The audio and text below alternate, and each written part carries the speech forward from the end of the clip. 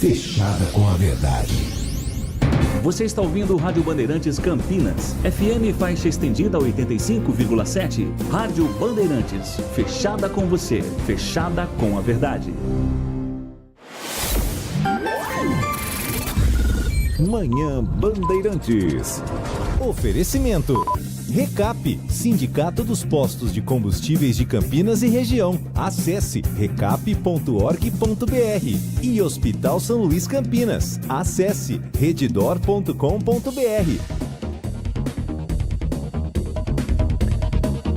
Agora são 10 horas da manhã, muito bom dia a você que está na Rádio Bandeirantes Campinas, você que acompanhou o Jornal Gente, amanhã tem mais, às 8 horas da manhã, sempre na tela também da Band News TV. O nosso Manhã Bandeirantes está chegando com as principais informações da região e com um giro com a reportagem do Grupo Bandeirantes também pelo Brasil e pelo mundo nesta terça-feira, 11 de junho de 2024. Muito obrigado a você que está em FM 85.7, você que nos acompanha também pelas plataformas digitais. A Rádio Bandeirantes Campinas está no aplicativo Bandplay. Gratuitamente você baixa no seu celular, no seu tablet e tem na palma da sua mão todas as rádios do Grupo Bandeirantes. Você nos acompanha também pelo portal bandmulti.com, portal de notícias do Grupo Bandeirantes voltado para a região metropolitana de Campinas, com a aba Ao Vivo. Clicando ali, você também tem 24 horas por dia a programação da RB.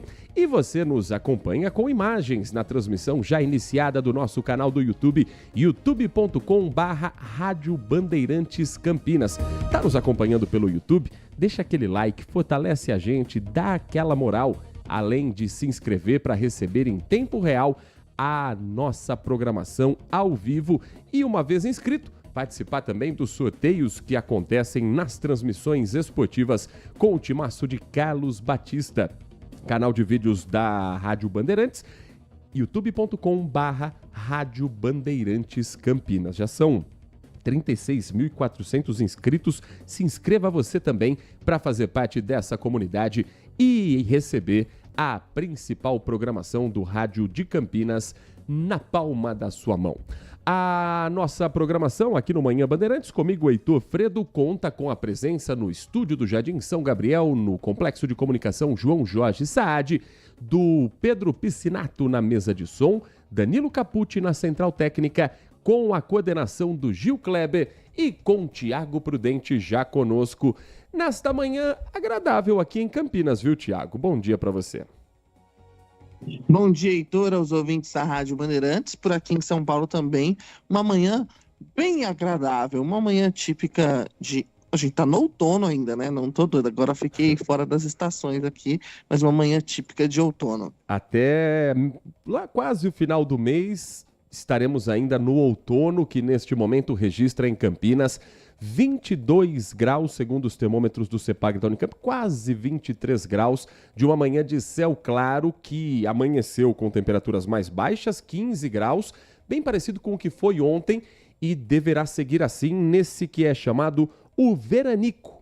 Estamos no outono, mas com algumas características de verão, principalmente o tempo seco e as temperaturas altas na hora do almoço. Hoje, por exemplo, a máxima em Campinas prevista para 28 graus com céu claro, pouquíssimas nuvens no céu e sem previsão de chuva. Hoje à noite e nos próximos dias, a gente vai ter a presença de alguns ventos moderados. Devem diminuir um pouquinho a sensação térmica, mas ainda com o calorão, principalmente ali por volta de meio-dia, 1h da tarde, inclusive deixando a umidade relativa do ar hoje em torno de 30% a 35%. Índice que apresenta valores em declínio nos próximos dias, chegando na casa dos 20%. Então, período de tempo seco, período de redobrar os cuidados com a saúde. Nas rodovias que cortam o nosso interior de São Paulo, a região metropolitana de Campinas, neste momento, o sistema Anhanguera-Bandeirantes tem trânsito para o motorista que vai à capital paulista, aqueles dois pontos já tradicionais de lentidão na Anhanguera, trecho de Jundiaí entre o quilômetro 62 e 60, trecho que passa pela rodovia Dom Gabriel e por isso também tem reflexo na lentidão para quem segue sentido São Paulo. E a lentidão na chegada a capital para o motorista que está de Campinas, Hortolândia, Sumaré, a caminho da cidade de São Paulo. Mas a rodovia Anhanguera é a melhor opção porque na rodovia dos Bandeirantes, nesse momento, 5 quilômetros de lentidão, também no trecho que passa por Jundiaí, congestionamento que, segundo a concessionária, é por interferência urbana. Então, o trânsito no acesso à cidade de Jundiaí e na rodovia Dom Gabriel estão provocando lentidão maior na rodovia dos Bandeirantes, 5 quilômetros dos 55 até os 50. Bandeirantes vai diminuindo a quilometragem até chegar à cidade de São Paulo. Então, se você estiver nesse momento nos dando carona a caminho de São Paulo, melhor opção é pela rodovia Anhanguera. No sentido interior, trânsito fluindo normalmente nos dois sentidos, tanto para quem está na Anhanguera quanto para quem está na rodovia dos Bandeirantes. Atenção também ao corredor Dom Pedro, importante ligação do interior de São Paulo, importante ligação aqui da região metropolitana de Campinas, incluindo o anel viário Magalhães Teixeira, que é o acesso de quem está na Anhanguera Bandeirantes para chegar até a rodovia Dom Pedro I. Um trecho que sempre provoca lentidão e sempre tem excesso de veículos. Não é diferente na manhã de hoje entre Valinhos e Campinas. Para quem está no sentido contrário, atenção em Atibaia, em forte neblina registrada entre os quilômetros 79 e 87. Isso faz com que o motorista tenha atenção redobrada, mantendo a distância segura do veículo à frente e tendo sempre cuidado com o farol baixo ligado para não prejudicar a visão de quem está na rodovia, tanto à sua frente quanto na pista contrária. 10h06, semana de data comemorativa para o comércio. Amanhã é o Dia dos Namorados, uma data muito esperada principalmente para donos de restaurantes, para locais de encontros amorosos, mas também para a movimentação como um todo do comércio em Campinas, que já tem uma expectativa de qual será o faturamento e preço médio dos presentes. A repórter Júlia Zampieri foi a um shopping da cidade conversar com os lojistas, conversar com os consumidores, com os casais, para saber se é ano de presentão ou é ano de lembrancinha para o seu amor. Sapatos, joias, chocolate. Opção é o que não falta para presentear a pessoa amada. E vamos combinar, quando tem o gostinho de surpresa, fica melhor ainda, né? Você já escolheu presente para ele esse ano? Não, ainda não. Mas é surpresa. É amanhã? Sim. Vai correr amanhã? Vai dar tempo? Vai. Opa. Deu um tênis para ela, mas esse não é o presente do Dia dos Namorados. Não, isso daí é porque tá precisando mesmo, tá na hora de trocar. Então, na quarta-feira vai ter um outro presente. Isso, na quarta-feira, na quinta, na sexta. Porque não pode Surpresa. parar. Cheio de surpresa. Cheio de surpresa. Mas tem aqueles que preferem evitar de apostar na sorte e pedem o presente logo de cara. Pede o presente ou ele dá de surpresa? Normalmente eu peço. O que você pediu? E eu sempre peço antes. Você sempre pede antes, como que é? Eu falo, olha, eu quero tal coisa. Você pediu presente? Ainda não. Tô decidindo, sim. O que você vai pedir? Então, tô pensando num videogame novo. Muito mais caro que a escova. Fala pra ele. Pois é, pelo visto, namorados e namoradas não vão ficar sem presente nesse ano. E isso é percebido pelas estatísticas da Associação Comercial e Industrial de Campinas, que prevê uma movimentação econômica de aproximadamente 360 milhões de reais na região metropolitana de Campinas nessa data comemorativa. Número que representa um aumento de quase 6% se comparado ao ano passado. Isso sem contar que o valor do presente também deve aumentar nesse ano, atingindo uma média de R$ 160, valor que está 6% acima do que foi registrado no ano passado. Mas a gente trabalha a família, né? A esposa compra para o marido, são produtos para dia a dia, para trabalho. Então, a gente trabalha mais a família inteira aí. E a expectativa dessa loja para o Dia dos Namorados é tanta que eles decidiram inaugurar o estabelecimento uma semana antes da data. Isso, a gente já veio preparado para o Dia dos Namorados aí, né? Expectativa muito alta, o shopping mais cheio, né? Bom, uma coisa é fato, independentemente do presente, do tamanho, do valor ou há quanto tempo estão juntos, o importante é não deixar a data passar em branco. Fala pra mim, pra quem que é isso aí? Pra minha esposa. Pra sua esposa? Pra minha esposa. Tá junto há quanto tempo? 12 anos. 12 anos? 12 anos. E por que chocolate? Porque ela gosta muito de chocolate. Não tem erro. Não tem erro. É hora de fazer o agrado em casa, né? Mas dependendo do agrado, Thiago Prudente, eu, um homem casado, posso dizer, se você chega com muito presente em casa, a mulher olha e fala, fez coisa errada, né? Mas claro que alguma lembrancinha sempre faz parte também dessa data, que no Brasil é comemorada em junho, mas no mundo todo é considerado o Valentine's Day, o dia de São Valentim, 14 de fevereiro.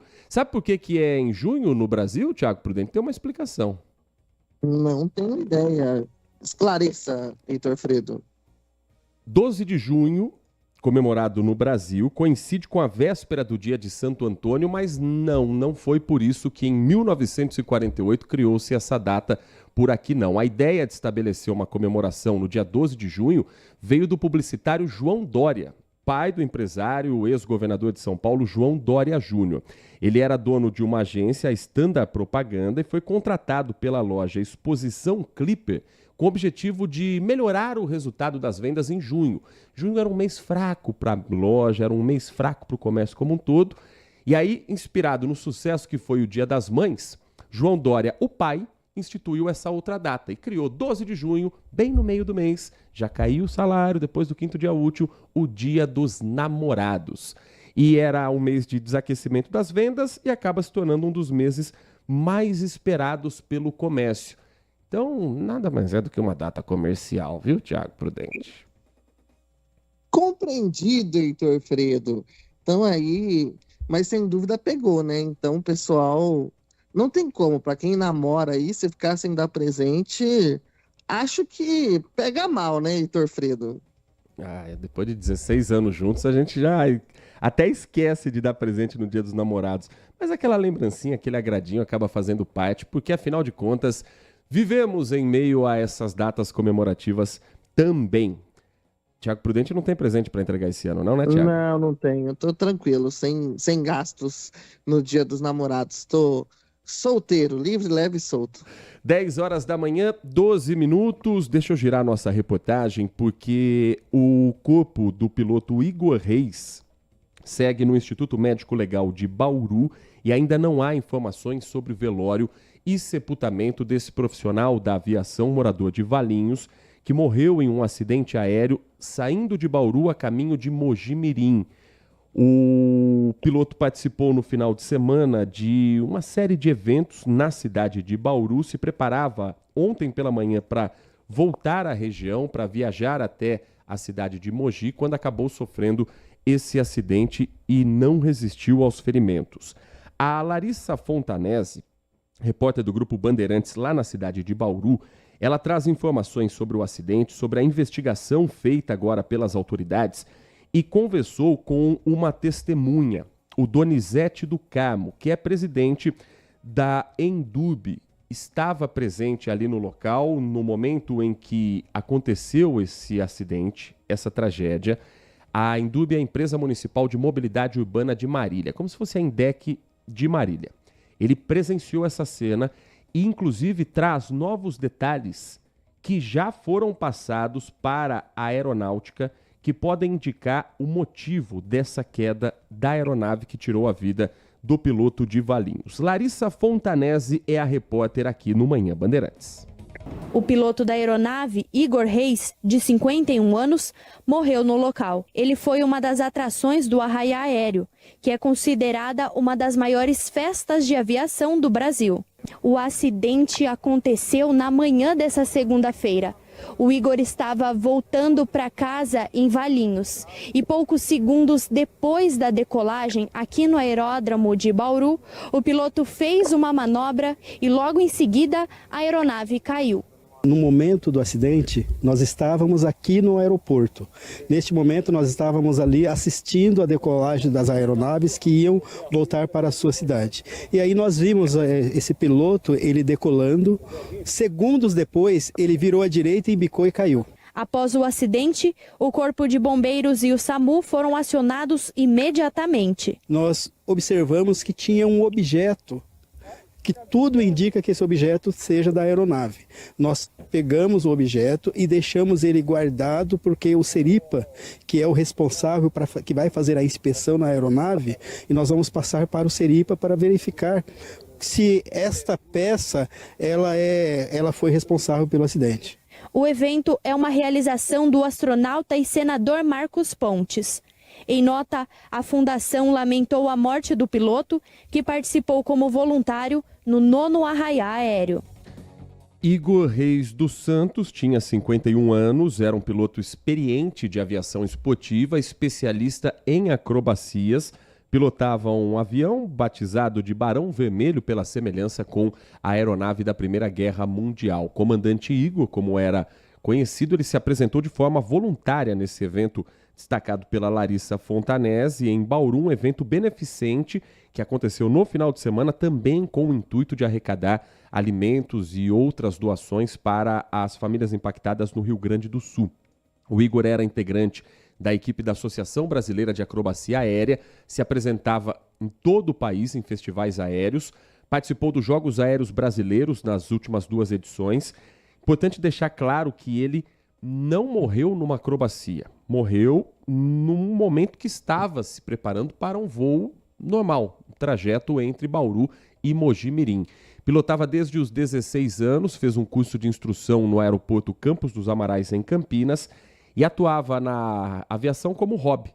Acabou sendo vítima desse acidente aéreo, ele que trabalhava na área de tecnologia, diretor de uma multinacional com sede em Hortolândia. Ainda não há informações a respeito do velório e do enterro do piloto Igor, que sofreu esse acidente aéreo e acabou não resistindo aos ferimentos. Estava sozinho na aeronave naquele momento e vídeos e principalmente relatos de testemunhas podem ajudar da forma como o acidente aconteceu, a aeronáutica entender um pouco mais a dinâmica dessa queda da aeronave que tirou a vida de Igor Reis. O que a gente aprendeu, Tiago Prudente, fazendo coberturas de acidentes aéreos, é que nunca é um único fator que provoca uma queda de um avião. São sempre fatores associados que levam a uma tragédia como essa e que aviões de menor porte acabam se tornando mais suscetíveis a esse tipo de tragédias no ar do que os aviões maiores, os aviões comerciais. Mas tudo isso depende, claro, de uma investigação que já se iniciou na cidade de Bauru. Sem dúvida nenhuma, um trabalho agora tem que ser realizado para também entender o que aconteceu, saber se for um problema mecânico, se pode colocar em risco a vida de outros pilotos que usam a mesma aeronave. Então é um trabalho delicado, um trabalho demorado e é um trabalho de detalhes, né, Heitor Fredo, em que a equipe de investigação tem que colocar todos os fatores ali na conta. É claro que é um pouco mais de dificuldade, como você disse, um avião menor, que não tem tantos instrumentos captando o que está acontecendo, não tem a famosa caixa preta, eu acredito que não tenha pelo tamanho da aeronave, como um avião maior tem, que na verdade é uma caixa laranja, né?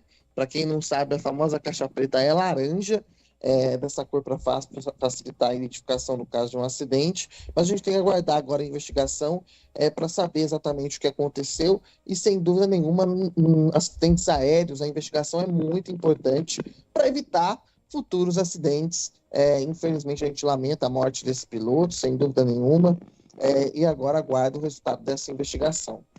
Agora, 10 horas e 18 minutos, você, meu convidado, minha convidada, a participar do nosso Manhã Bandeirantes, WhatsApp liberado pelo 19971021493, 971021493, você participa com a gente com mensagens de áudio, com mensagens de texto, você participa com a gente mandando a sua informação, a sua opinião, a sua sugestão de pauta para a gente fazer juntos esse nosso Manhã Bandeirantes, que vai para um rápido intervalo e na volta a gente destaca um projeto que foi votado e aprovado ontem na Câmara de Campinas, o projeto de lei que delimita áreas urbanas e altera o uso de solo. Teve discussão a respeito de impactos ambientais, de impactos também econômicos.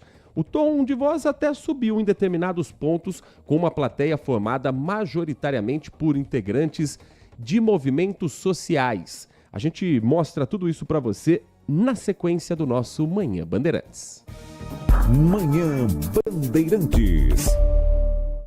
Você sabe como o Hospital São Luís Campinas consegue oferecer o mais alto padrão de cuidado? Temos uma gestão centralizada, que compartilha serviços e boas práticas em todo o Brasil. Assim, conseguimos investir ainda mais na qualidade da assistência. Tudo para que você tenha o melhor cuidado. Em Campinas, a qualidade Redditor você só encontra no Hospital São Luís. Saiba mais em www.reddor.com.br. Olá você, sou César Urniani, piloto de testes e apresentador de TV, e na condição de embaixador do programa de qualidade do Recap, trago um recado muito importante para você. Estamos promovendo a campanha Um Basta contra as Fraudes. Você sabia que a qualidade do combustível que você coloca no tanque do seu carro pode ser tão diferente quanto o preço que você paga por ele? Fique atento quando se deparar com aquele preço baixo na bomba. Você pode estar diante de uma fraude? Fuja desta bomba. Saiba mais acessando umbastacontrasfraudes.com.br. São Luís Campinas, o maior e mais completo hospital da Redditor na região, agora com novos convênios. Agora, notícias da hora com as notícias locais, nacionais e internacionais, direto da redação da Rádio Bandeirantes. As inscrições do Enem 2024 foram prorrogadas até o dia 14 de junho. Inicialmente, as inscrições terminariam na última sexta-feira, dia 7. O prazo já havia sido flexibilizado para os candidatos do Rio Grande do Sul em razão do desastre climático que atingiu o estado, mas foi agora ampliado para todo o Brasil. Para se inscrever, os estudantes devem acessar a página do participante e utilizar o cadastro na conta gov.br. A taxa de inscrição no valor de R$ 85,00 poderá ser paga até o dia 12 de junho pelos estudantes não isentos. O pagamento pode ser feito por Pix, cartão de crédito, débito, em conta corrente ou poupança e por boleto emitido na página do participante, onde também consta o QR Code. Os moradores do Rio Grande do Sul têm isenção desse valor. Os concluintes do ensino médio em escola pública também não pagam a taxa de inscrição. No Rio Grande do Sul, embora a rede de ensino ainda esteja em recuperação das enchentes, mais de 70% dos formandos da rede pública estão inscritos, segundo o Ministério da Educação. De Campinas, Amanda Florentino. Você ouviu Notícias da Hora, aqui na Rádio Bandeirantes. Os fins de semana na Band terão muito futebol. Brasileirão Série B. Os jogos dos times paulistas e os grandes do Brasil. Guarani, Ponte Preta, Santos estão na tela da Band. Acompanhe as rodadas desse campeonato super disputado. A emoção do futebol está na tela da Band. Brasileirão Série B 2024. Manhã Bandeirantes. Agora, 10 horas da manhã, 22 minutos. Ontem, a Câmara Municipal de Campinas votou, após segunda discussão, um projeto de autoria do prefeito Dário Saad, com algumas emendas alterando a lei complementar, que é de 2018, para ser adequada ao Estatuto da Cidade. Traduzindo, segundo a prefeitura, a ideia é adequar a legislação de Campinas às leis de direito urbanístico que já estão em vigor no país. Entre outras medidas, essa proposta delimita as áreas urbanas onde vão ser aplicadas o parcelamento, a edificação ou utilização compulsória, estabelecendo disposições sobre direito de preempção, alteração de uso de solo e outorga onerosa do município. Temos técnicos, temos às vezes complicados, mas que os vereadores na Câmara tentaram explicar para uma plateia formada majoritariamente por pessoas ligadas a movimentos sociais como o Movimento dos Trabalhadores Sem Terra. A Câmara aprovou esse projeto de lei, que é de autoria do Executivo. Então, na prática, delimita áreas urbanas onde vão poder ser aplicados o parcelamento, construção de edifícios e alteração do uso de solo.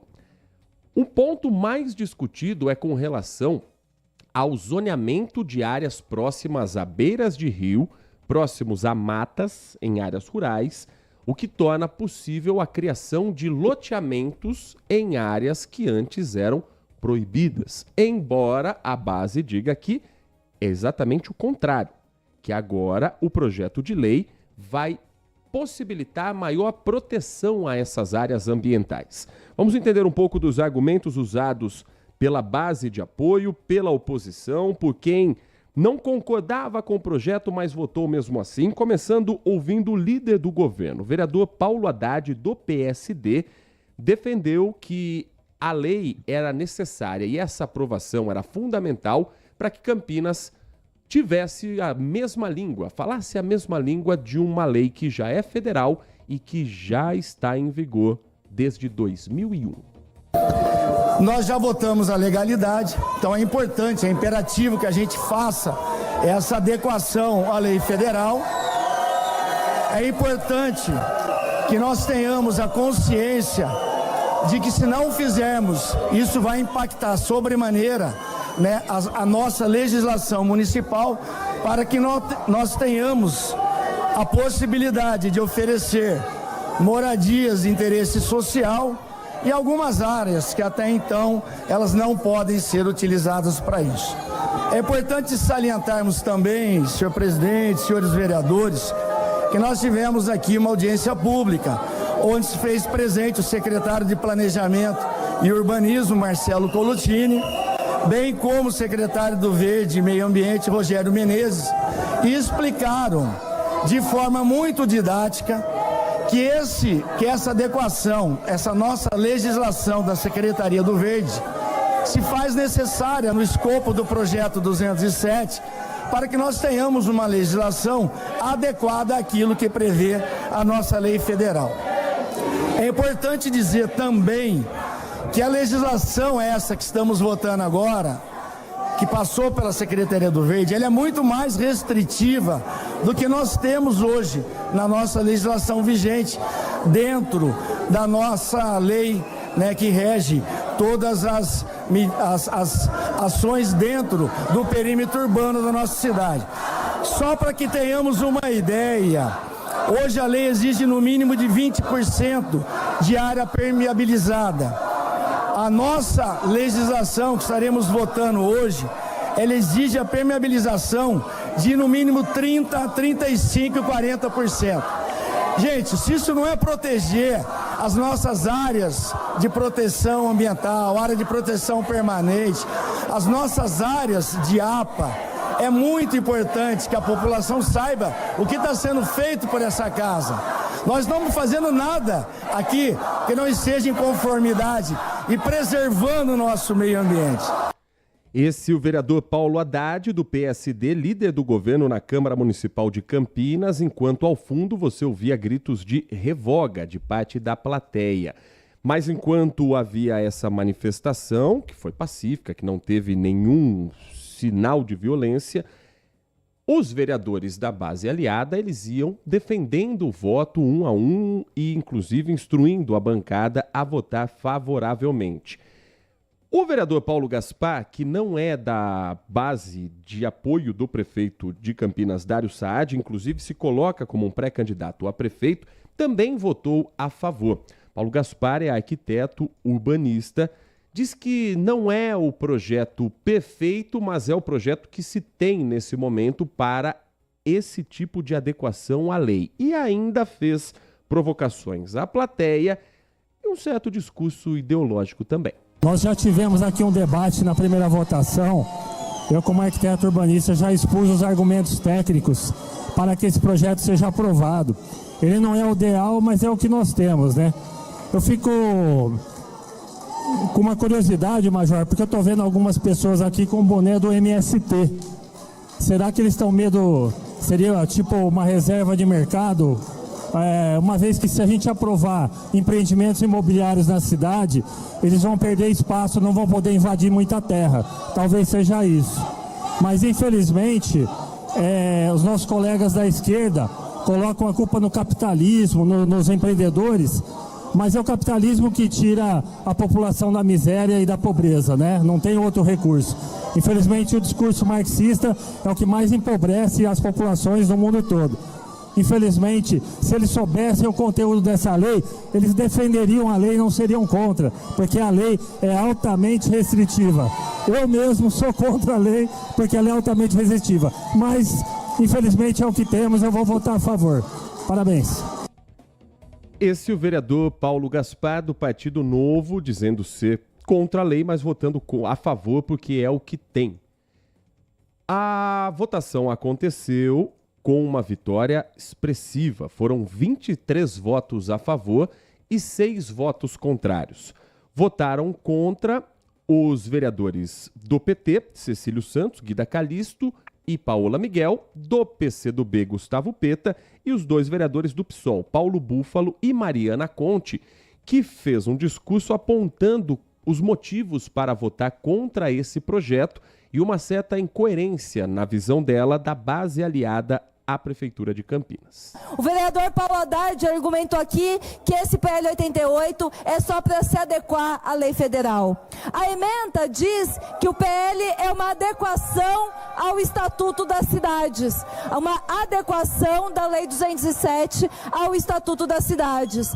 Agora, é preciso lembrar que quando teve a tramitação da Lei 207, que permitiu a expansão urbana em todas as áreas verdes, exatamente nós argumentamos que a lei desrespeitava o Estatuto da Cidade, que a lei ia contra o Estatuto da Cidade, e eles aprovaram mesmo assim. Se desrespeita ao Estatuto das Cidades, tem consequências, porque foram 6 anos de um hiato em que muitos empreendimentos já foram legalizados, já tiveram alvará, e a gente já está sentindo na cidade o impacto desses empreendimentos. Então eu quero dizer o seguinte, nesses 6 anos, foi 6 anos de uma lacuna na lei em que a boiada passou. A boiada passou. Isso foi o caso da construção do muro lá no Santiene, na beira do rio Atibaia, que é a única fonte de abastecimento de água da cidade de Campinas e que está sendo morto. Foi a expansão urbana ali na região do Campo Grande, no Capivari, e todo mundo que mora no Campo Grande sabe o quanto está impactando com os incêndios, com as queimadas. No artigo 2º, parágrafo 14, fala que fica a autorização do parcelamento do solo fica condicionado ao pagamento da outorga onerosa e do estudo de impacto de vizinhança. Mas todos os parcelamentos que foram autorizados nesses 6 anos não pagaram a outorga onerosa do direito de construir. Tem muito vereador que vem aqui falar contra políticas sociais. Eles são contra Bolsa Família, são contra Bolsa para alimentar o pobre, mas são a favor da Bolsa para o empreiteiro. Isso é uma enorme Bolsa para o empreiteiro. Foi escoamento de dinheiro público que foi destinado para as empreiteiras. E sabe quem paga a conta? Quem paga a conta somos todos nós. Essa vereadora Mariana Conte, do PSOL, contrária a esse projeto aprovado ontem em segunda votação. Esse projeto de lei, ele regulamenta a expansão urbana, ele já vem sendo discutido há muito tempo. É um projeto que já teve uma aprovação em 2018, na época já gerando muitas críticas, mas que agora ele ganha um capítulo a mais em função de tudo que nós estamos assistindo no Rio Grande do Sul. E com as necessidades de políticas públicas pensarem também no impacto ambiental e no quanto a falta de planejamento pode fazer com que cenas assim que nós vimos, não só na capital Porto Alegre, mas no estado todo praticamente, se repitam em outros locais do país. Então há essa disputa de narrativa de qual é o papel desse projeto de lei. Para alguns especialistas, para a oposição, a alegação é de que a expansão urbana reduz áreas verdes e isso contribui para que tragédias assim aconteçam. Já os vereadores da base e também técnicos do governo afirmam que esse projeto de lei, na verdade, ele garante que Campinas cresça de maneira regrada, com o texto mantendo áreas, como disse o vereador Paulo Haddad, entre 30% e 35%, com percentual acima de leis estaduais e federais, que exigem 20%. Mas uma coisa é fato, a cidade vai crescer para áreas que hoje são consideradas rurais, Thiago Prudente. Nessa história aí, todo mundo está falando a verdade, mas está fora de contexto. Esse é o ponto central. Vamos lá, Heitor, para explicar para os nossos ouvintes. Se você tem uma área rural, aí eu vou pedir para você me ajudar. Se a gente tem uma área rural hoje, se você aprova uma expansão urbana, significa que aquela área rural, ou seja, que tem ali uma área que pode ter floresta, que pode ter mata, que pode ter um local onde a água, o solo não é impermeabilizado, vai poder virar um condomínio, por exemplo. Concorda comigo, Heitor Fredo? Sim. Então, a gente vai ter um avanço da cidade sobre uma área rural, ou seja, a diminuição de áreas verdes na cidade. Ao mesmo tempo, o projeto realmente garante áreas de proteção nesses empreendimentos, levando em conta a lei que se tem hoje, maior do que a lei federal. Também é real isso. Existe uma maior proteção, mas ao mesmo tempo você tem um aumento de empreendimentos nas antigas áreas verdes de Campinas. Esses dois pontos são reais. Eles não se excluem, mas são reais. Pontos, estão lá, estão colocados. E isso é muito importante. A gente tem que destacar isso. Nem a oposição, nem a situação, o governo estão falando uma mentira. Eles só tiram de contexto ali para colocar a defesa daquilo que eles acreditam. Então tem esses dois pontos. A crítica de ambientalistas, sem dúvida há, porque há uma preocupação quando você reduz as áreas verdes na cidade. E eu acho que isso tem que ser tratado com muita atenção. O único ponto que não me convence e que eu não consigo engolir tranquilamente é essa história do governo ficar defendendo, dizendo que essas áreas serão para condomínios de interesse social. Desculpa, você acha mesmo, Heitor Fredo, que apenas condomínios de interesse social, e o próprio secretário aqui admitiu na entrevista semana passada, que não serão apenas para condomínios de interesse social, Heitor Fredo? Bom, é só ver exemplos de outras cidades, como por exemplo Jundiaí, onde você tem um avanço da expansão urbana sobre a Serra do Japi para a construção de condomínios de alto padrão. Não tem nenhum conjunto habitacional construído nessas áreas que foram liberadas para a expansão urbana por lá. Então, a gente sabe o que vai acontecer. E o próprio secretário aqui, você lembra da entrevista, quando perguntei isso, ele disse que tem alguns projetos de interesse social, mas que não era exclusivo. Você lembra disso aqui, né, Heitor Fredo? Sim, foi essa semana, inclusive. Exatamente. Já estou na semana passada. Foi na semana passada. Hoje é terça-feira. Eu que estou bagunçando as ideias. Nossa, ele está perdido no tempo. Então, eu acho que o projeto tem os seus problemas. E aí eu vou à fala do vereador Paulo Gaspar, que me chama a atenção. Se ele é contra o projeto, por que ele votou a favor? É porque é o que tem? Não, a Câmara tem poder de apresentar projeto, fazer alteração no projeto, não tem, Heitor Fredo? Me deu mais a impressão de que ele não quis estar na mesma lista dos vereadores de esquerda quando citados aqueles que votaram contra o projeto.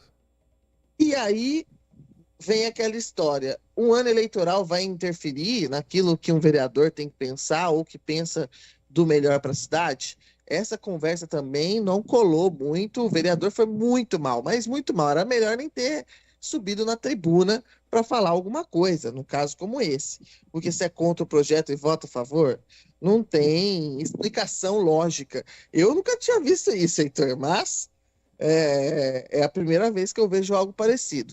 Então, acho que tem prós e contras desse projeto, mas a gente também não pode mentir e achar que é só para interesse social. E aí, Heitor, tem um outro ponto que me preocupa, e me preocupa muito, além da questão das mudanças climáticas e da diminuição das áreas verdes da cidade de Campinas, de como esse avanço vai se dar, porque a preocupação é essa, como esse avanço vai se dar, porque a prefeitura tem a sensação que não monitora muito bem como esse avanço se dá, e quem está nos extremos da cidade sabe bem disso, sabe do que eu estou falando. É a estrutura que vai ser levada para esses bairros. E aqui eu não estou falando de asfalto, de água encanada, não é isso. Eu estou falando na estrutura de levar essa população das regiões dos extremos da cidade para a região central. Quem mora já em regiões afastadas de Campinas, longe do centro, sabe das dificuldades. Eu apontei na entrevista com o secretário a questão da Campinas Mojimirim, e ontem, voltando para São Paulo à tarde, tinha trânsito na Campinas Mojimirim. E aquela é uma das regiões afetadas com a expansão urbana. Vai ter estrutura para levar essas pessoas dessas regiões extremas para o centro da cidade, para os locais que elas trabalham? Porque senão a gente vai provocar um caos como é na cidade de São Paulo. Então essa é a minha preocupação. Porque Campinas tem a mania de aprovar projeto e depois pensar, não só Campinas, todas as cidades do país, e depois pensar no que fazer no trânsito. A ampliação da Campinas Mojimirim, por exemplo, era para estar sendo feita já. Não depois que o condomínio começar a ser construído, os bairros começarem a ser ampliados e construídos nessas regiões. Então, acho que essa é uma preocupação não só daquela região, mas de outras regiões. Tenho certeza que ouvintes que moram nesses extremos já enfrentam dificuldade para chegar em algumas regiões da cidade e temem que com a chegada de mais condomínios a situação piore ainda mais. E não adianta dizer que o condomínio faz obra de impacto, ele faz obra de impacto na volta. Os gargalos estão em outros locais. E aí essa também é uma preocupação que fica. Porque aí um trajeto que demorava 20 minutos vai demorar 40, vai demorar 50. E a cidade está realmente se planejando para isso? Eu tenho minhas dúvidas, porque eu acho que a especulação imobiliária avança mais rápido do que os projetos viários, os projetos importantes de mobilidade urbana para uma cidade do tamanho de Campinas. Acho não, tenho certeza. E quem utiliza transporte público, quem utiliza as ruas e avenidas da cidade e mora em áreas distantes, tem certeza disso. E eu fui um morador durante muito tempo de uma área distante das regiões centrais da cidade de Campinas. Olha, eu queria também destacar, Tiago Prudente, e trazer aqui um outro ponto para a discussão, que é o tom da campanha eleitoral nesse ano de 2024 em Campinas. A gente vinha fazendo umas análises e quase uma expectativa, mais positiva, de que, por ser uma campanha municipal, as questões locais tomassem conta, e tomara que seja assim o período que ainda não começou oficialmente de campanha.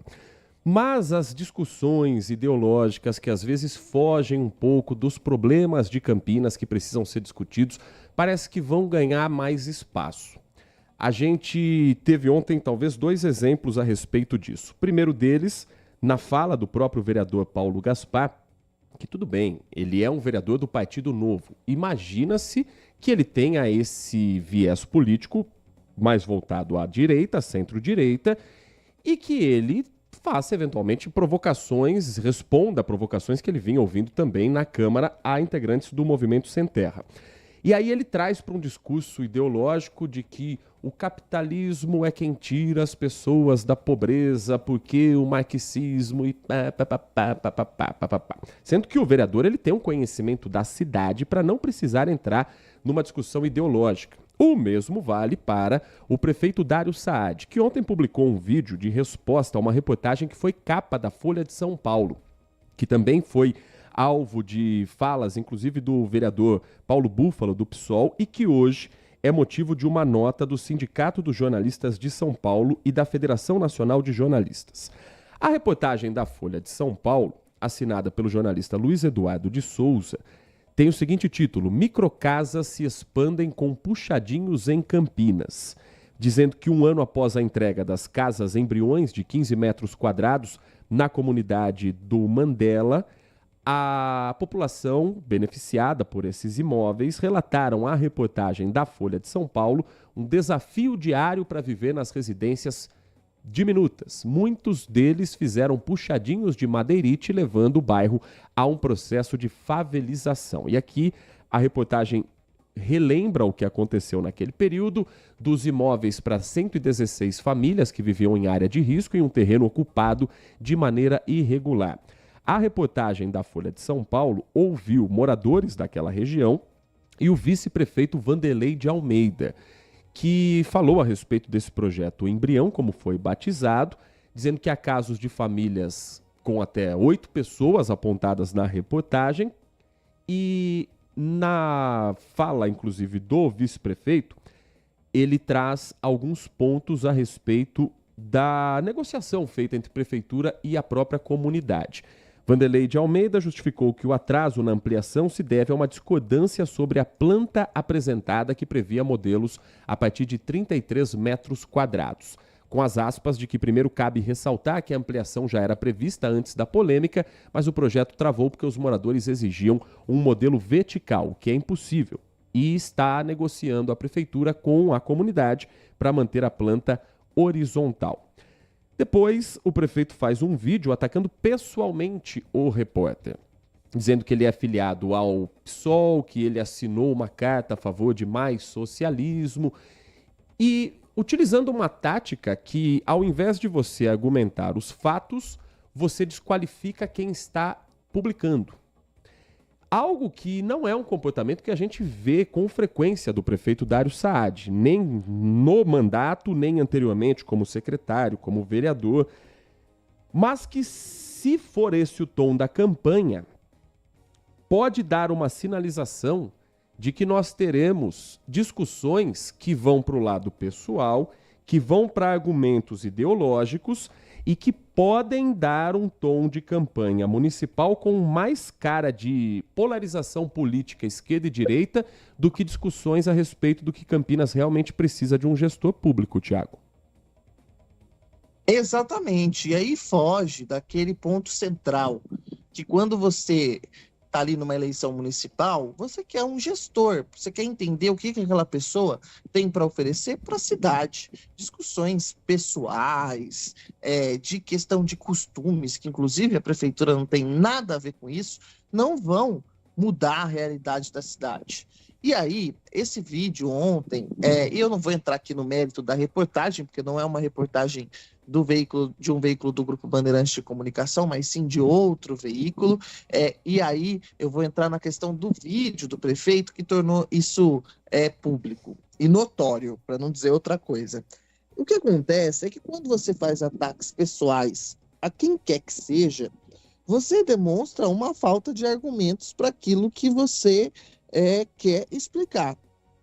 E provavelmente ele tinha argumentos contra a reportagem. E se ele entendeu que a reportagem estava enviesada, não estava trazendo a verdade, existem mecanismos e maneiras que qualquer bom gestor, qualquer bom político aciona. Ponto. Aciona o veículo de imprensa, pede direito de resposta, aciona na justiça. Mas pegar e desqualificar o profissional, essa tática já foi usada e não é de agora, tá, gente? Dá uma olhadinha na história aí, porque muitos outros políticos já usaram essa tática de fazer esse ponto. Eu, particularmente, Thiago Prudente, não sou favorável que o jornalista seja filiado a qualquer partido político. Mas não significa que o jornalista não possa ser filiado. E isso é um ponto que a gente precisa esclarecer aqui. Não há nada que impeça isso. Não há nada que impeça qualquer cidadão de ser filiado a um partido político. Apenas algumas pessoas que trabalham no serviço público. Por exemplo, um juiz. Um juiz não tem como ser filiado a um partido político. Concorda comigo, Heitor Fredo? É o que se espera de um magistrado, né? Exatamente. E é uma regra, inclusive. É uma regra. Mas outras profissões, ainda mais de empresas privadas, não existe regra para isso.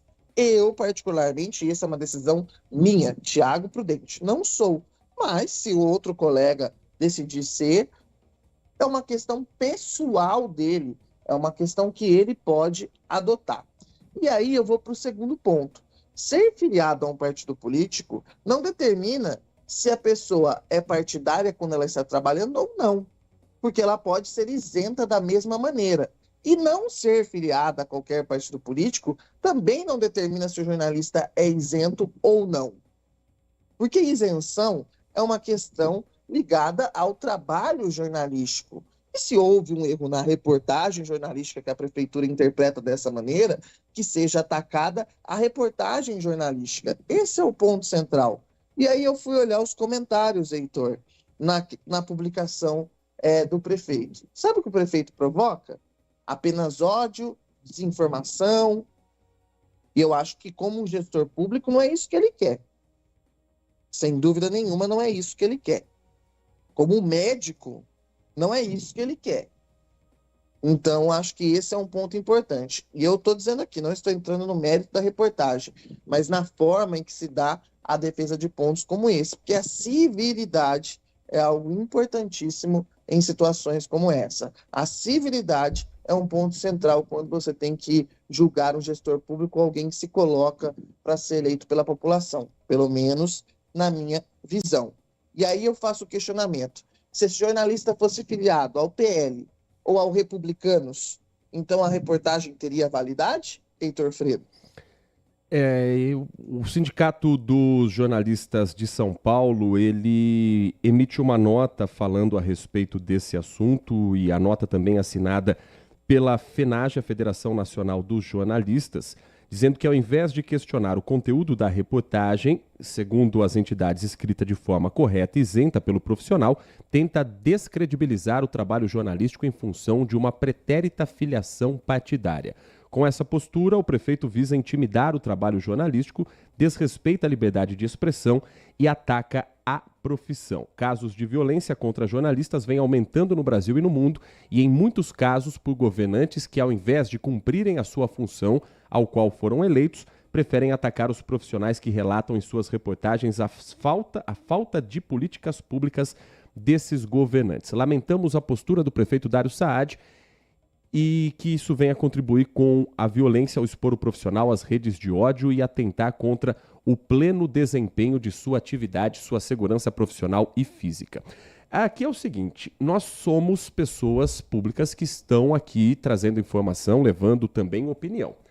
Quando a opinião de um jornalista é rebatida, é parte do jogo. Opinião se rebate com opinião, argumento se rebate com argumento. Quando sai disso e vai para o ataque pessoal, aí é o famoso apelou, perdeu, Thiago Prudente. Exatamente. Vamos usar um exemplo aqui básico. Thiago Prudente e Heitor Fredo deram uma opinião aqui na Rádio Bandeirantes. Como é uma opinião, né, Heitor Fredo? O que vai ser rebatido é a nossa opinião. E aí os nossos nomes serão citados, concorda comigo? É parte do jogo, estamos preparados para isso, inclusive para tomar pancada que eu digo não física, pancada de opinião diferente e mais contundente. Agora, quando é uma reportagem que está sendo feita, o correto é você argumentar contra a reportagem. Concorda comigo? Que são coisas diferentes, opinião e uma reportagem. Concorda comigo? A reportagem é a exposição dos fatos, ouvindo pessoas que vivem naquilo e com dados que são publicados junto a esses diálogos. Exatamente, era muito simples. Se a reportagem está equivocada, que você desmonte a reportagem e acione o veículo para que faça a correção. Se o veículo não fizer e você achar que você está sendo agredido e está sendo prejudicado, qual é o caminho? É acionar a justiça. Não é assim? E aí eu vou dar uma provocada. Não é assim que os bolsonaristas falam o tempo todo? Que a nossa legislação é o suficiente para lidar com essas situações? Não são favoráveis a defensores da liberdade e tal? Ou ela só vale quando é o seu espectro político? E eu estou provocando de propósito, para que você, do outro lado, entenda que quando você faz a defesa de algo, ela tem que valer para tudo. Não pode valer para A e para B não valer. Valer para C e para D não valer. Não é assim que o negócio funciona. E eu vou além. Eu sou favorável, por exemplo, regulamentação de redes sociais, da criação de uma legislação específica, criação de um Conselho Federal de Jornalismo, não para julgar se o jornalista fez certo ou não, mas com regras. Existia uma lei de imprensa, mas com regras para a gente saber também os parâmetros, para que decisões que envolvam a imprensa, quando uma matéria for considerada equivocada, que tenha critérios para definir, eu sou favorável. Eu acho que qualquer regulamentação vem para o bem para eximir qualquer tipo de dúvida. Então, acho que são pontos importantes que a gente tem que levar aqui. E a coerência nessas horas é muito importante. Mas espero que o tom da campanha não seja esse, Heitor Fredo. Porque se for, temas importantes como a expansão urbana da cidade de Campinas vão ficar de lado. E aí temas que, sinceramente, não vão mudar em nada a sua vida, vão ganhar os holofotes. Não, era só o que faltava, eleição para a Prefeitura de Campinas, discutir capitalismo e marxismo. Não é isso que a gente precisa para a cidade. Tiago falou sobre a expansão urbana, tema também abordado pelos nossos ouvintes. O Ricardo, que é morador de Paulínia, ele disse que o pai dele comprou um terreno em 1981 no Jardim Miriam, aqui em Campinas. Naquela época, essa era uma região de casa, hein? Considerada área rural, considerada zona rural. 81, Tiago ainda não era nascido, mas hoje ele sabe como está o Jardim Miriam e o Ricardo, inclusive, questiona. Viram como está hoje? A urbanização com a chegada dos condomínios de alto padrão na área fizeram com que a região hoje fosse considerada urbana. Comprei o presente para minha namorada, uma camisa da Ponte Preta. O Ricardo falando aqui também a respeito dessa data comemorativa. E, de fato, Campinas mudou muito nos últimos anos e o que era urbano virando rural, o que era rural virando urbano, e tem participação também com mensagem de áudio do ouvinte Maurício, também trazendo um ponto a respeito dessa discussão. Sobre o assunto que está sendo tratado agora, eu convido vocês, para quem não conhece, visitar aqui a mansão em Santo Antônio, até onde eu sei, que até uns bom tempo atrás não era permitido construção de edifício. Então convido vocês a passar para ver a quantidade de edifícios que estão sendo construídos e que as ruas são estreitas e cada edifício ali vai ter, sei, 300, 400, 500 moradores, não sei. E a quantidade de carro que vai aumentar. E as ruas aqui do bairro são todas estreitas. A própria Sanasa diz que vai impactar, numa reunião que teve no bairro aqui, que vai impactar no sistema de, tubulação de água, de esgoto, que são antigas. Isso vai ter um problema muito grande num futuro bem próximo. Bom dia para vocês. Muito obrigado, bom dia ao Maurício participando conosco também, trazendo um relato de outra região da cidade. Qualquer empreendimento tem que ter um estudo de impacto de vizinhança, de impacto ambiental, de impacto sonoro e da mobilidade urbana. Não dá para simplesmente construir um prédio, colocar gente para morar numa rua onde já não há condições de atender quem vive por ali. Isso, de fato, precisa estar sempre no radar de quem autoriza qualquer empreendimento imobiliário na cidade de Campinas. E a gente vai continuar acompanhando, né, Tiago? Como será essa discussão agora que o projeto foi aprovado em segunda votação? Ele volta para a prefeitura, que vai homologar, obviamente, vai colocar já em publicação quanto antes no Diário Oficial e aí ele passa a ter essa adequação junto ao Estatuto da Cidade. Vamos aguardar para ver. O que eu falei aqui que é o ponto central desse projeto é como vai se dar essa expansão. O projeto cria critérios. Ao mesmo tempo, a gente tem que entender que vai ter, sim, uma diminuição de áreas verdes na cidade. Ao mesmo tempo, aumentou-se a proteção comparado a outras legislações, como a legislação federal, em Campinas vai ser maior, mas acho que o importante, o projeto usa de argumento que definiu critérios para essa expansão. Mas como essa expansão vai se dar? Esse é um ponto central. Eu acho que esse é o ponto que a gente precisa caminhar agora. Como vai se dar? Vai atender os interesses de quem esse projeto? Esse é o ponto central e eu acho que essa é a atenção e a apreensão de muita gente que mora nessas áreas que estão sendo atingidas, já eram atingidas pela expansão urbana de Campinas. 10h58, um rápido intervalo. Na volta a gente segue com as informações aqui da nossa região e também discussões como, por exemplo, a respeito das residências médicas. Tem projeto de lei também com algumas alterações e números que mostram que hoje existem mais médicos formados do que vagas para residências médicas. A gente traz mais sobre esse tema na sequência do Manhã Bandeirantes. Você está ouvindo Manhã Bandeirantes. Oferecimento. Recap, Sindicato dos Postos de Combustíveis de Campinas e Região. Acesse recap.org.br. E Hospital São Luís Campinas. Acesse redditor.com.br. LG Mota Imóveis. A Imobiliária Campiém em Vendas apresenta LG Mota Megstore, o shopping de imóveis de Campinas e região. Uma mega estrutura no coração do Cambuí.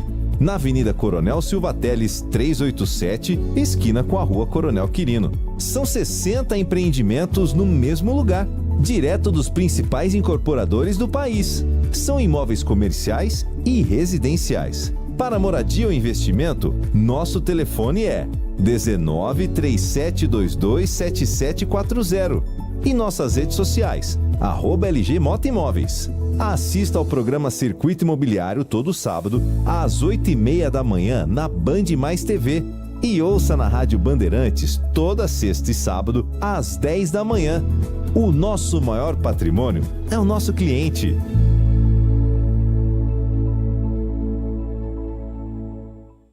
Agora, notícias da hora com as notícias locais, nacionais e internacionais, direto da redação da Rádio Bandeirantes. O Programa de Infraestrutura do Governo, o novo PAC, agora chega às universidades do país. Nesta segunda-feira, dia 10, o ministro da Educação, Camilo Santana, anunciou investimentos de 5,5 bilhões de reais para as instituições de ensino federais.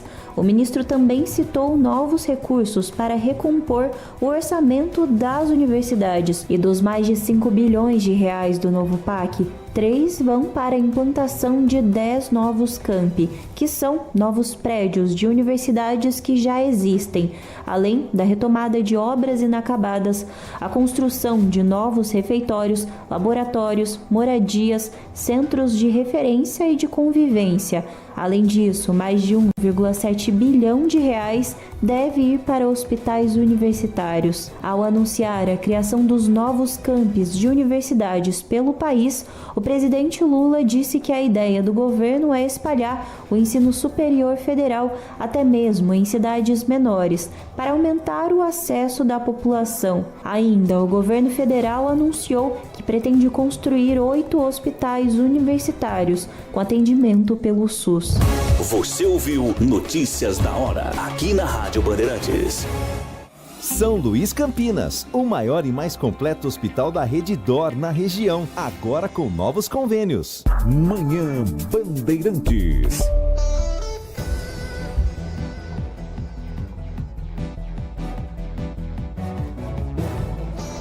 Onze horas da manhã, 1 minuto, 11 horas, 1 minuto. Muito obrigado a você que está com a gente no Manhã Bandeirantes, você que nos escreve pelo WhatsApp, o 19971021493.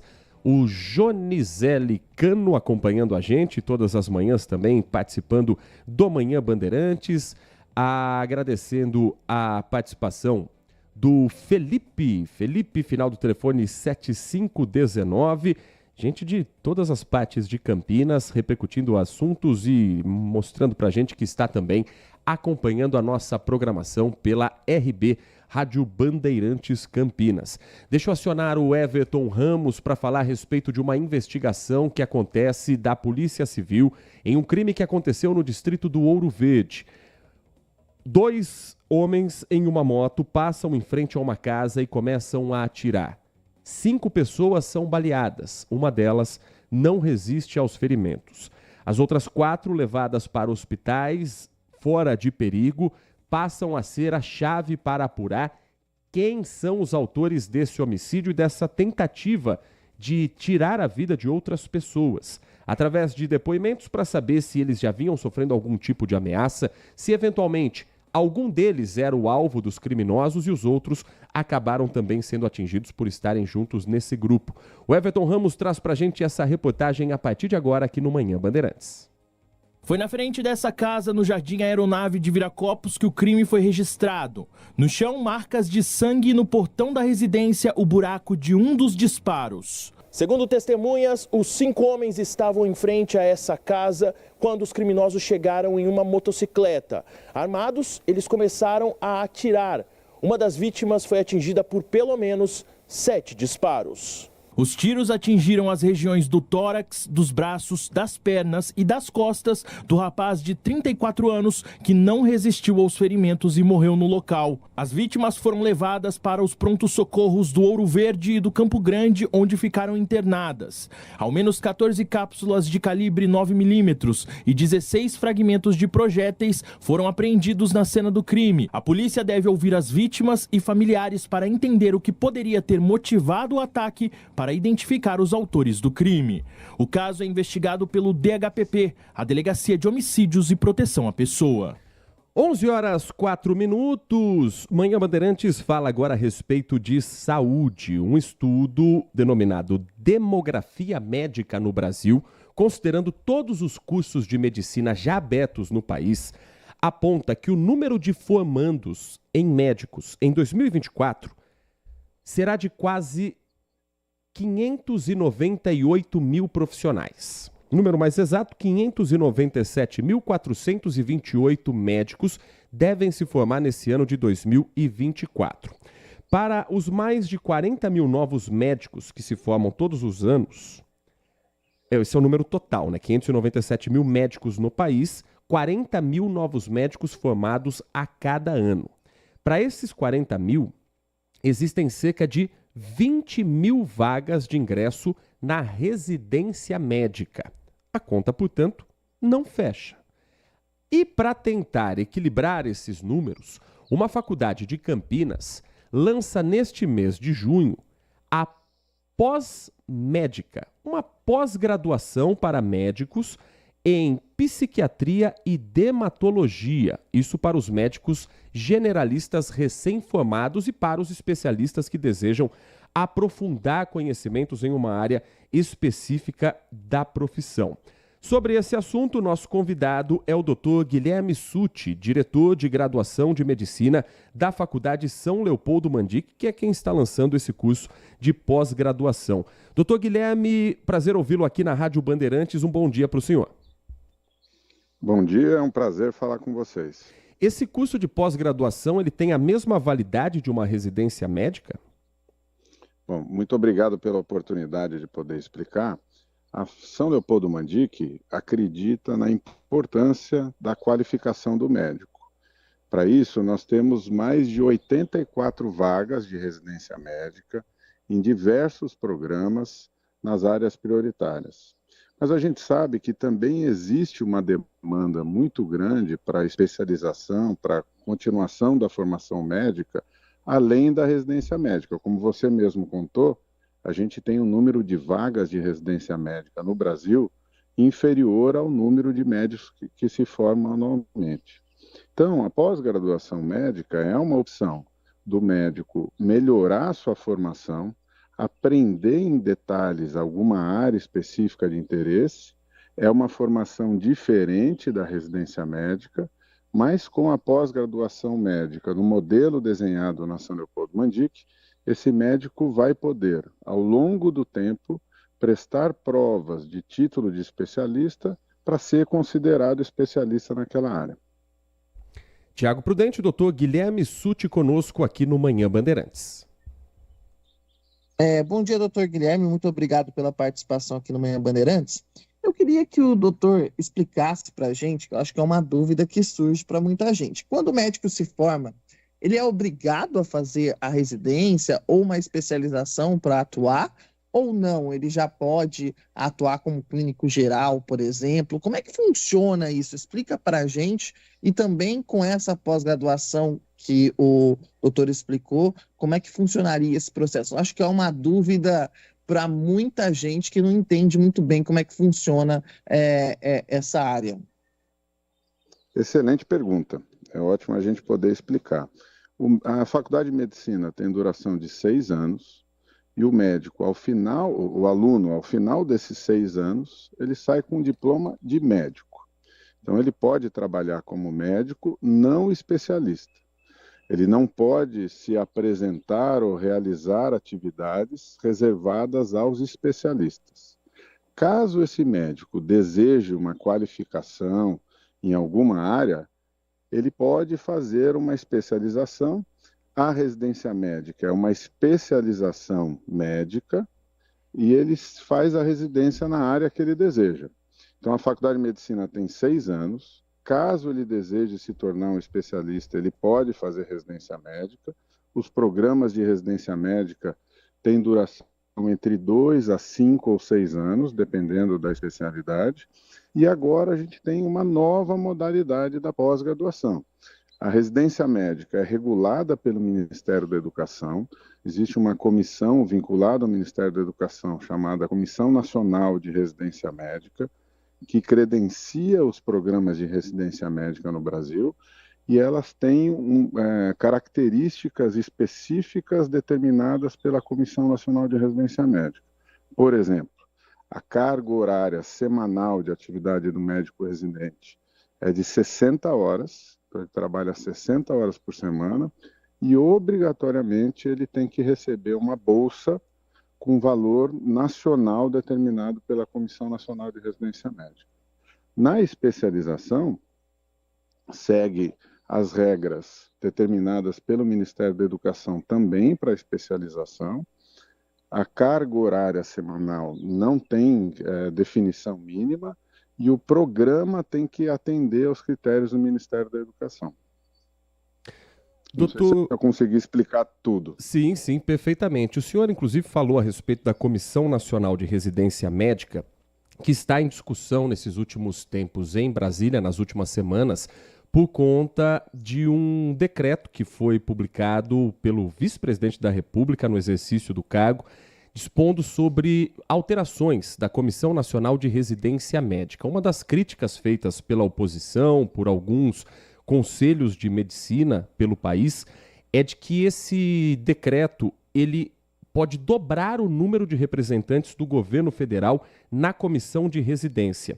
O senhor concorda com essas alterações e a pós-graduação para residência médica já dialoga com eventuais mudanças que podem acontecer na comissão? Olha, a mudança que foi proposta recentemente pelo governo federal na comissão da Composição Nacional de Residência Médica ainda vai ser foco de debate, eu tenho certeza. As sociedades médicas e a sociedade em geral está atenta a isso e discutindo essas mudanças. Então, eu acredito que a gente vai ter um amadurecimento dessa questão nos próximos meses, com participação das sociedades médicas.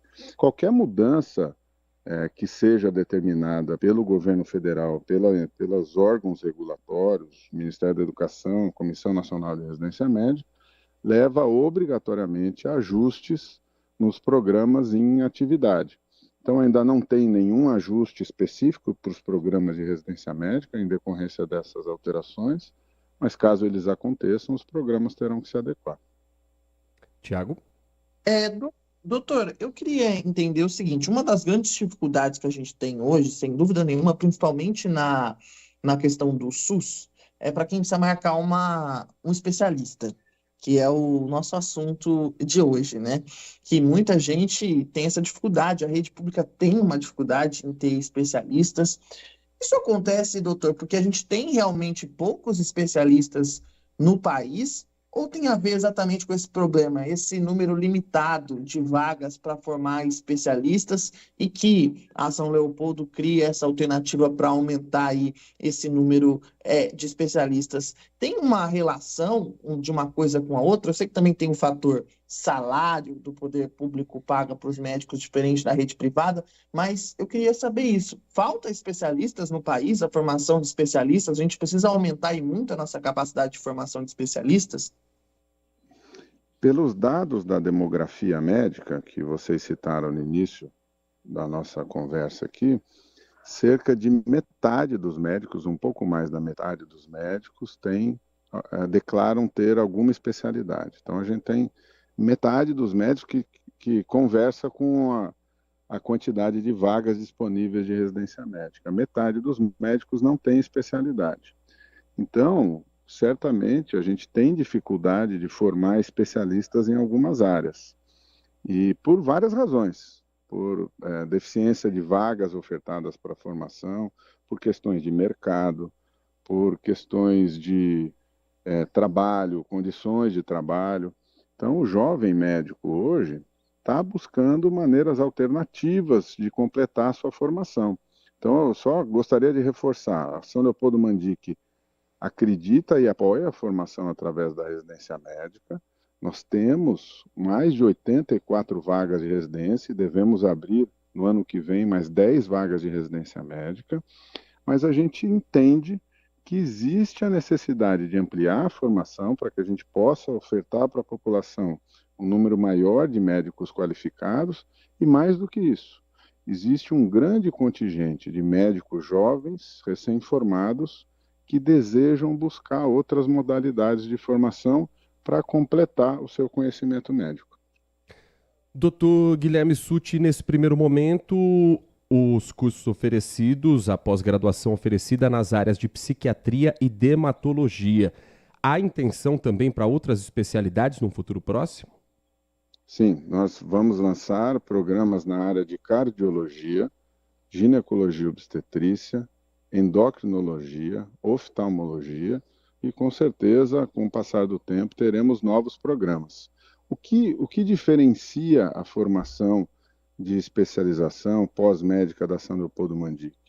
Uma carga horária extensa, todos os programas têm carga horária superior a 600 horas, mais de 55% de atividades práticas com pacientes, porque medicina a gente aprende na prática com o paciente, muita tecnologia para identificar as necessidades, as deficiências e garantir o desenvolvimento do conhecimento do aluno, e nós temos uma rede de ambulatórios que garante que os alunos do programa de pós-graduação vão ter contato com pacientes com as condições para as quais eles serão formados. Então, a gente tem algumas turmas já em andamento e o índice de satisfação dos nossos alunos é acima de 95% para todas as atividades do curso. A cada atividade, seja aula, seja discussão de caso, seja atendimento de paciente, nós fazemos pesquisas com os alunos dos nossos programas de pós-graduação e o índice de satisfação é acima de 95 de 100.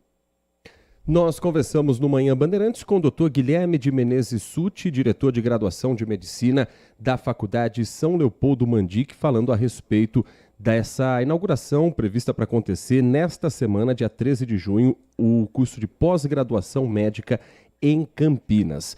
Doutor Guilherme, é um prazer ouvi-lo aqui na Rádio Bandeirantes. Muito obrigado pela atenção com o ouvinte e espaço sempre aberto para falarmos a respeito também de saúde aqui na Rádio Bandeirantes Campinas.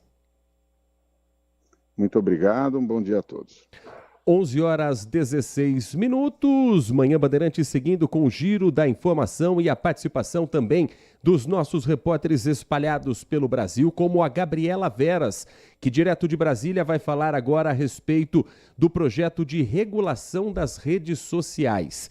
Isso por conta de uma entrevista ontem importante no programa Roda Viva da TV Cultura, que se tocou nesse tema da regulação das redes sociais. O convidado, inclusive, uma figura que está totalmente ligada a esse assunto. O presidente do Supremo Tribunal Federal, o ministro Luiz Roberto Barroso, diz que em breve vai pautar esse assunto considerado espinhoso, um tema polêmico. Falou também, Gabriela, a respeito de outras pautas que precisam avançar, seja no Congresso, seja no STF. E claro que isso em Brasília também gera sua repercussão, seu burburinho. E a gente vai sentir o termômetro com a Gabriela Veras a partir de agora. Bom dia para você, Gabriela. Ótimo dia a você, a todos que estão por aqui na nossa companhia. É mais um tema daqueles espinhosos, como você bem disse, e que está sendo tratado ali de forma simultânea no Supremo Tribunal Federal e também no Congresso Nacional. E só o fato disso estar acontecendo já é motivo suficiente para que fique aquele climão entre os poderes, né? A gente já vem acompanhando isso há muito tempo, parlamentares de um lado alegando que os ministros do Supremo Tribunal Federal têm invadido as competências dos parlamentares em decisões que os parlamentares têm que tomar. Mas vamos Vamos explicar aqui para quem está nos acompanhando como que fica aí essa questão com o assunto, né, da regulação das redes sociais. Foi uma fala feita aí pelo ministro Luiz Roberto Barroso, presidente do Supremo Tribunal Federal, em uma entrevista à TV Cultura ontem, e ele disse exatamente isso, que temas mais espinhosos serão pautados lá no Supremo Tribunal Federal. Ele falou, inclusive, que o ideal seria que o Congresso Nacional pudesse, de fato, legislar sobre o assunto, que atualmente está tramitando na Câmara dos Deputados, que é o PL 2630, também conhecido como o PL das fake news, mas afirmou exatamente que o mundo todo vive um momento muito delicado com relação a essa máquina de produzir desinformação, de produzir fake news, e que, portanto, é necessário dar uma resposta a essas postagens, a esses conteúdos que são ali fantasiados de conteúdos de liberdade de expressão. Ele continuou dizendo que essa regulação tem de vir em toda parte do mundo. Se não vier do Congresso, como desejavelmente deve vir, o Supremo vai decidir. Eu vou pautar isso daqui a pouco. Ele diz que aguarda os relatores Luiz Fux e também Dias Toffoli para que isso volte a tramitar lá no Supremo Tribunal Federal, para que essa análise continue, esse julgamento do caso continue lá no Congresso Nacional, mas lá no Supremo Tribunal Federal, na realidade, mas afirmou que essa necessidade é constante exatamente por conta dos conteúdos de desinformação, conhecidos como fake news, estarem aí tomando, né, todas as redes sociais. Vale a gente ressaltar que é um assunto muito polêmico, que divide, inclusive, o Congresso Nacional, não somente o ambiente político aqui em Brasília, mas a expectativa é que outros temas mais espinhosos também sejam pautados, tanto no Congresso quanto no Supremo, além desse PL das fake news, dessa questão da regulação das redes sociais, temos aí também a questão envolvendo o aborto no Brasil. Volto com você. Muito obrigado, Gabriela Veras. Esse projeto do aborto, que inclusive faz com que o governo se mobilize para trabalhar para que a votação sobre o projeto do aborto e da delação premiada não sejam colocados na pauta da Câmara dos Deputados. Orientação do presidente Lula em reunião com as lideranças do governo federal. Com minoria na casa, o governo tem sofrido derrotas nas chamadas pautas de costume no Congresso.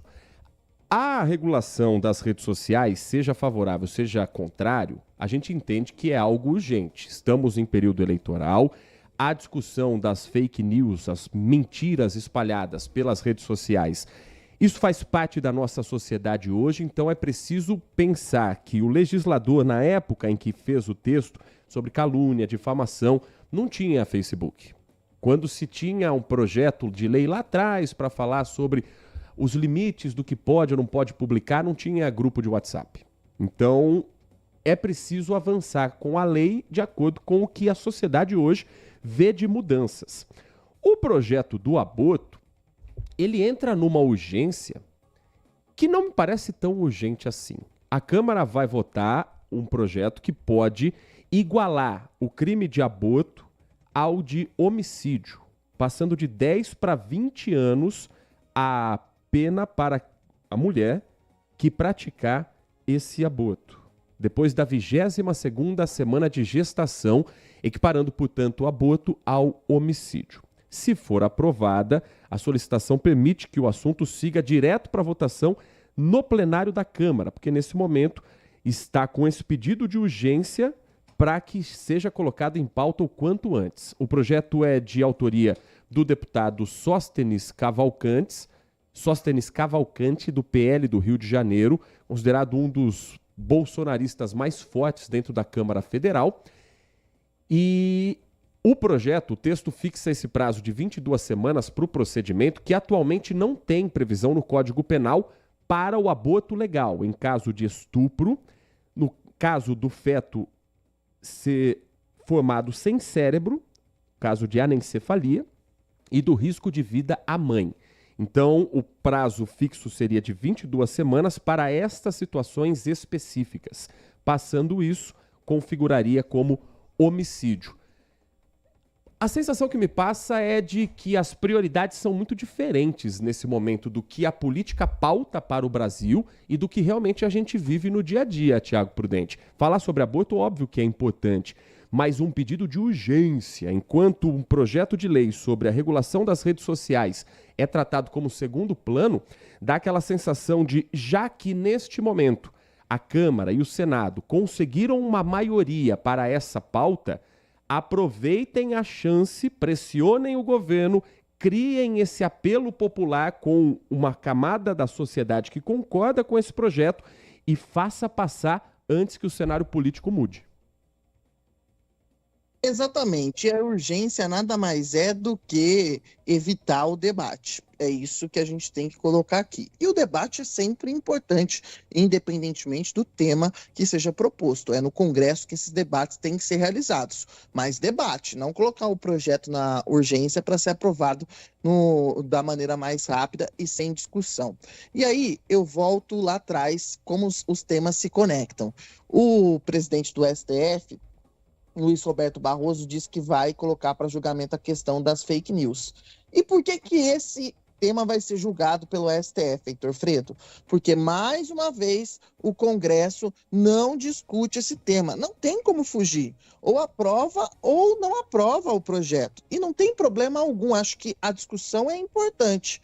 Os impactos a gente vai ver depois. Mas a discussão é importante. E o Congresso, mais uma vez, se furta de discutir projetos importantes do país. Aí depois vem deputado, senador, que adora gravar videozinho para as redes sociais, dizendo que o STF está legislando no lugar do Congresso. A verdade é que o Congresso não quer votar o projeto e aí joga nas costas do STF e depois fica atirando pedra, falando, olha lá, estão legislando. Não, a verdade é que o deputado que você elegeu, o senador que você elegeu, não está a fim de discutir esse projeto porque ele tem medo de perder um pouquinho do eleitorado aqui, um pouquinho do eleitorado lá. Ou seja, não tem estatura política para estar no cargo que está, porque não tem a coragem de discutir os temas que são importantes. Esse tema é importante, seja ele aprovado uma regulação ou seja essa regulação negada, mas que precisa discutir, colocar para votação, isso precisa. A questão do aborto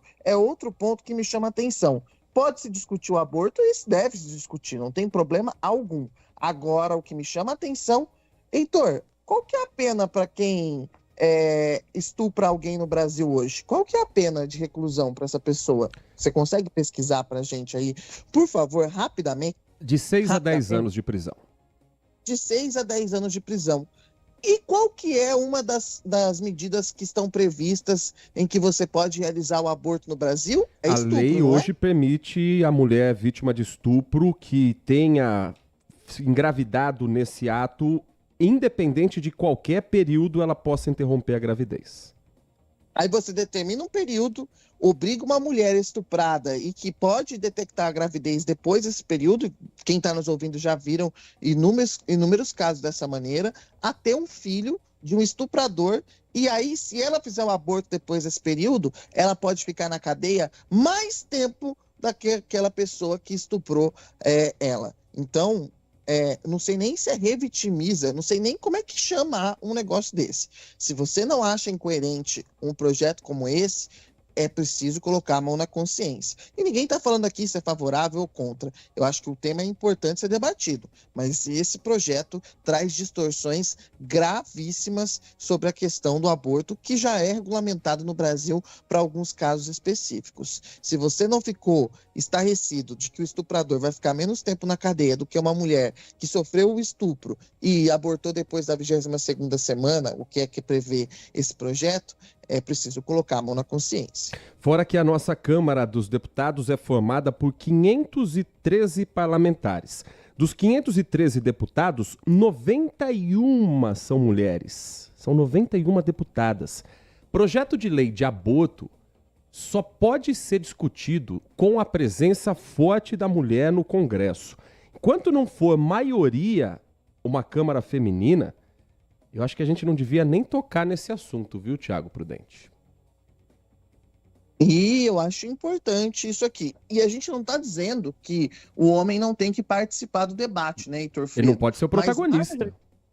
Mas majoritariamente é a mulher que tem que participar desse debate, porque ela é a figura central nesse assunto. Não sou eu, não é você. Eu não tenho a possibilidade de fazer um aborto porque eu não tenho a possibilidade de engravidar. Então, essa discussão tem que ser tratada principalmente com as mulheres, que representam a maioria da nossa população brasileira. E eu vou mais além, Heitor. Eu acho que esse assunto nem no Congresso deveria ser debatido. Eu sou a favor de plebiscito para alguns assuntos desses temas mais polêmicos, que eu acho que a visão da população tem que prevalecer, seja ela mais conservadora, seja ela mais progressista, porque a gente evita algumas distorções. E o nosso Manhã Bandeirantes fica por aqui, Tiago Prudente. Vamos fazer um plebiscito para que amanhã a gente volte a partir das 10 horas da manhã. Eu assino embaixo. Eu também assino embaixo, porque a gente não tem muita opção, você tá entendendo, Heitor Fredo?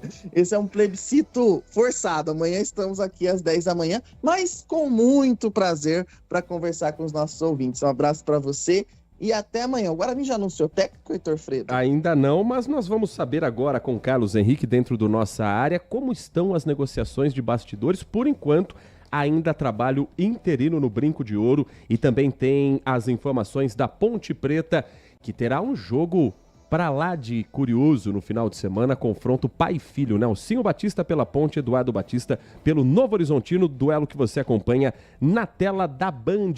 Grande abraço, Thiago, até amanhã. Abraço, Heitor, aos nossos ouvintes, uma ótima terça-feira. Com os trabalhos técnicos de Pedro Piscinato na mesa de som, Danilo Capucci na central técnica e Gil Kleber na coordenação técnica, ficamos por aqui, agradecendo a sua audiência e fazendo convite. Fique com Carlos Henrique a partir de agora no Nossa Área e continue na RB. Manhã Bandeirantes. São Luís Campinas, o maior e mais completo hospital da rede DOR na região, agora com novos convênios. Olá você, sou César Urniani, piloto de testes e apresentador de TV, e na condição de embaixador do programa de qualidade do RECAP, trago um recado muito importante para você. Estamos promovendo a campanha Um Basta contra as Fraudes. Você sabia que a qualidade do combustível que você coloca no tanque do seu carro pode ser tão diferente quanto o preço que você paga por ele? Fique atento quando se deparar com aquele preço baixo na bomba. Você pode estar diante de uma fraude? Fuja desta bomba. Saiba mais acessando umbastacontrasfraudes.com.br. Você sabe como o Hospital São Luís Campinas consegue oferecer o mais alto padrão de cuidado? Temos uma gestão centralizada, que compartilha serviços e boas práticas em todo o Brasil. Assim, conseguimos investir ainda mais na qualidade da assistência. Tudo para que você tenha o melhor cuidado. Em Campinas, a qualidade Rede DOR você só encontra no Hospital São Luís. Saiba mais em www.rededor.com.br. E aí, turma? Aqui é o Michel Teló e ó, ai se eu te pego, ai se eu te pego deixando seu quintal cheio de água empoçada, hein? Caixa d'água destampada, os pneus com água, tudo isso só ajuda a proliferar o mosquito da dengue, e a dengue pode matar. Você precisa se proteger e proteger a sua família. O rádio você enfrenta uma dengue. Essa campanha é aqui da rádio, das rádios de São Paulo. Essa campanha é sua. Manhã Bandeirantes. Oferecimento. Recap, Sindicato dos Postos de Combustíveis de Campinas e Região. Acesse recap.org.br. E Hospital São Luís Campinas. Acesse redidor.com.br. Estamos no Instagram. Segue agora, @Rádio Bandeirantes Campinas. Fechada com você. Fechada com a verdade. Você está